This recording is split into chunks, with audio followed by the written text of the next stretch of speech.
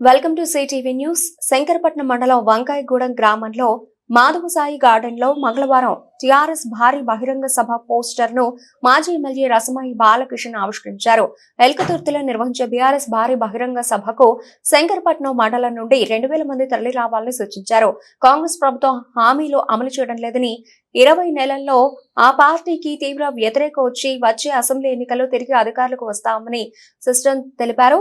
ఈ సమావేశంలో టీఆర్ఎస్ మండల అధ్యక్షుడు గంటా మైపాల్, మాజీ జెడ్పీటీసీలు లింగంపల్లి శ్రీనివాసరెడ్డి, పొద్దుటూరి సంజీవ్ రెడ్డి, సర్పంచ్ ఫోరం మాజీ మండల అధ్యక్షుడు పల్లి సంజీవ్ రెడ్డి తదితరులు పాల్గొన్నారు.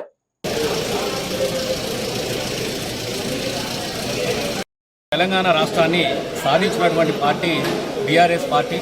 తెలంగాణ రాష్ట్రాన్ని సాధించినటువంటి ఉద్యమ నేత కేసీఆర్ గారు తెలంగాణ ఉద్యమ జెండాను, గులాబీ జెండాను ఎగిరేసి 25 సంవత్సరాలు గడుపుతున్నటువంటి సందర్భంలో తెలంగాణ రాష్ట్రాన్ని సాధించడంతో పాటుగా 10 సంవత్సరాల్లోనే ఈ తెలంగాణ రాష్ట్రాన్ని అభివృద్ధి పథంలో నడిపించినటువంటి గౌరవ మాజీ ముఖ్యమంత్రి వర్యులు, తెలంగాణ తొలి ముఖ్యమంత్రి వర్యులు, తెలంగాణ రాష్ట్ర సాధకుడి ఆధ్వర్యంలోని మరి ఎల్కతుర్తిలో జరుగుతున్నటువంటి బీఆర్ఎస్ పార్టీ రజతోత్సవ మహాసభ అనేది అత్యంత గొప్పగా ఒక మహాజాతరలాగా నిర్వహించబోతున్నారు. కాబట్టి దానిగాను మానకొండ నియోజకవర్గంలో చేసుకోవడం జరిగినది.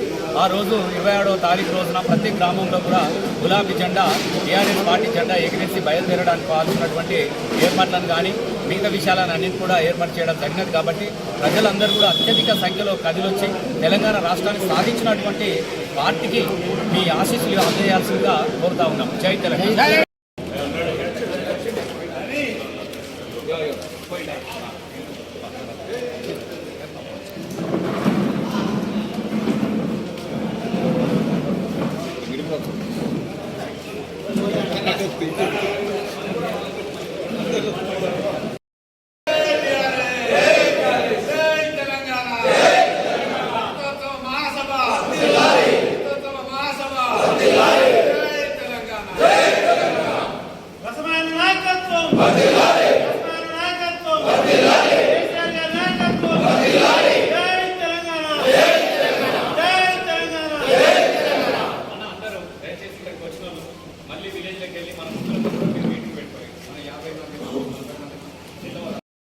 నిలబడితే ఎవరికి ఏ ఆపద వచ్చినా కూడా మన దగ్గరికి వస్తా ఉన్నారు.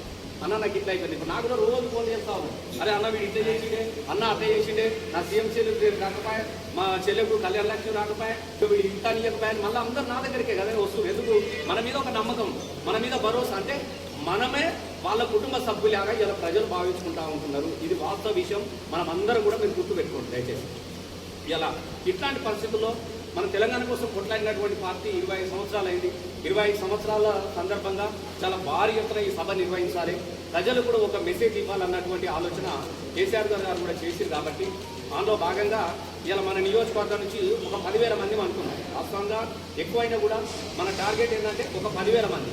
ఈ 10,000 మందిని ఎట్లా అనుకున్నామంటే మనమే 20,000 మంది దగ్గర ఉంది కదా పోవచ్చు అని అనుకోవచ్చు. కానీ ప్రతి గడప నుంచి కదిలి రావాలి. మొత్తం తెలంగాణ రాష్ట్ర వ్యాప్తంగా ఉన్న ఆదిలాబాద్లో ఉన్నటువంటి కొమరం భీం ఉన్నటువంటి ఉద్యమం నుంచి కూడా ఇలా ప్రజలు చూడగట్టి కూడా ప్రజలు రావాలి అన్నటువంటి ఆలోచన చేసినట్టే ప్రతి ఊరిలో తెలంగాణ జెండా ఎగురాలి.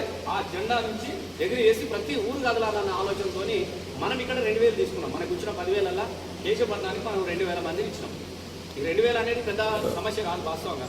సరే, కొంత ఎలక్షన్ల కొంత కోతలు అవి ఉన్నాయి.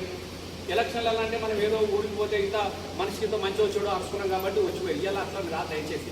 ఇది మన కార్యకర్తలు కదలాలి, తెలంగాణ మీద అభిమానం ఉన్నోళ్ళు కదలాలి, తెలంగాణ సాధించినటువంటి పార్టీ మాది అన్నటువంటి ఉద్దేశంతో కదలాల్సినటువంటి వ్యక్తులకు ఇలా ఈ 2,000 మందిని మనం టార్గెట్ చేసుకున్నాం. దీనికి అనుకూలంగా దయచేసి నేను ఒకటే చెప్తా ఉన్నా, అప్పుడంటే ఏదో జరిగింది, ఇప్పుడు అవన్నీ ఏముండవు. మనము ప్రజలు సంపాదించుకోగలిగితే ఇలా 50 మంది కార్యకర్తలు ఒక ఊర్ల మీద సంపాదించుకోకపోతే రేపు మనం నడపలేం, పార్టీని కూడా నడపలేం. మీకు అది కూడా చెప్తాము. రేపు స్థానికంగా అంత పెద్ద సమస్యనే కాదు మనకు. కానీ మన వాళ్ళని తెచ్చుకుందాం. అరే రసమయ్య చెప్పాడు, పోయి రమణ దోస్తులు నూరారా, ఏమైతే మీరు అట్లా పోయేటం రారా, నూరారా అని సమయ్యారు. దయచేసి 100% మన కార్యకర్త కదలాలి. ఆ కదలడానికి చేయాల్సినటువంటి ఏర్పాట్లు అనేటివి మళ్ళీ చెప్తా ఉన్నారు. మీ చెమట సుక్కలను మాత్రమే మీ సమయాన్ని మాత్రమే నాకు పెట్టుబడి పెట్టండి. ఎవరు కూడా ఒక జేబు నుంచి రూపాయి పెట్టాలి. నేను మళ్ళీ మీకు చెప్తాను, నేనే కాపాడుకుంటా, నేనే తిప్పలు పడతా, మీరు ఎవ్వరు ఇబ్బంది పడదు. నేను మళ్ళీ మీకు చెప్తాను అన్న, మళ్ళీ మీటింగ్ పోతే ఇట్లనే మీ అమ్మ పోయేట ఇప్పటికే ఇబ్బంది అవుతుంది, బిల్లులు రాకపోయా, ఈడికి పోతే 5 ఖర్చు అయితే ఈడికి పోతే ఈ సిస్టమ్ లేదు. నేను 100% నేను పని చేస్తాను. మీకు దాంట్లో ఏం ఇబ్బందులు పెట్టుకోండి. చాలు, మీరు కష్టపడ్డారు, ఒక 10 సంవత్సరాలు నన్ను కాపాడారు, నా కోసం కష్టపడ్డారు. ఇప్పుడు ఈ కష్టకాలంలో ఒక 20 నెలలు, ఒక్క 20 నెలలు, 16 నెలలు అయిపోయింది. ఆ 4-5 నెలలు ఎన్నికల కోడే వస్తూ ఉంటుంది, మనం తిరుగుతూ ఉంటాం. ఉరుకులు పరుకులు అట్లా ఎవడేం చేయడానికి కూడా లేదు. వాడు ఏం చేయాల్సిన ఒక 20 నెలల్లో చేయాలి. ఈ 20 నెలలు వాసనలు కాలేదు, ఇంకో 20 నెలల్లో వాడు ఏం చేయలేడు. మీకు మళ్ళీ చెప్తా ఉన్నా, అంత బోక సమ్మతడు చెప్తున్నా, వాడు ఒక్క ఇల్లు కూడా ఇయ్యడండి. నేను ప్రామిస్ చెప్తా, ఒక్క ఇల్లు. మీరు ఏమనుకుంటే చాలా మంది గ్రామాలలో అన్నవాడు ఇల్లు ఇల్లు ఇల్లు లేదు, అంత మీకు ఏది లేదు. ముగ్గురు పోతాడు, కట్టుకోరా అంటే ఇంత పుస్తెళ్తాడో గిత్తెళ్తాడో అప్ప సప్ప చేసి అది బేస్మెంట్ లేపుతుంది, గాడికి ఆగిపోతుంది. ఈ బేస్మెంట్ కొట్టి ఫోటో పెడితే వాడు పైసలు పెట్టాలంటే అవుతుందా? వచ్చే 50కి మీరు రెడీ ఉన్నాడు, ఉత్తగా ఆడ ఫైర్ చేస్తే వాడు పది తీసుకునే, అందులో లోడింగ్ చేయాలంటే ఈడుతా చేస్తాడు, వీడి పది తీసుకుని ఆడికి వచ్చే వరకు ఆడికి ఏమి రాదు. ఇంకొక రూపాయి బిల్ల కూడా లేదు సర్కార్ దగ్గర. ఒక్క ఏ కానీ పైసలు లేవు, మీరు నమ్ముడు ఏ కానీ పైసలు లేవని చెప్తుంది. ఇక మొన్ననే అక్షర కష్టాలు పడి వాడు ఏదో ఆ భూముల మీద, ఇప్పుడు ఏదైతే హైదరాబాద్ సెంట్రల్ యూనివర్సిటీ భూముల మీద కుదబెట్టి 10,000 తీసుకొచ్చింది, 10,000 కోట్లు. ఆ 10,000 కోట్లకి 5-6 కోట్లు వీళ్ళు వేసుకో పొంగులేడు బిల్లులు గిల్లులని. వాడు ఇడిదాదిరి ఆ ఉన్న పైసల్ని రైతు బీమా ఇచ్చినా, రైతు బంద్ చేసినా అని మీ ఊరిని ఉన్నారనుకో, 20 మందిలో కథ 5-6 చేసిండు, 5-6 మిగతాడు కూర్చుండు. జగనే పెట్టేది బ్యాంకులో చక్కగా లేదా రుణమాఫీ కాకపోయా మనకు.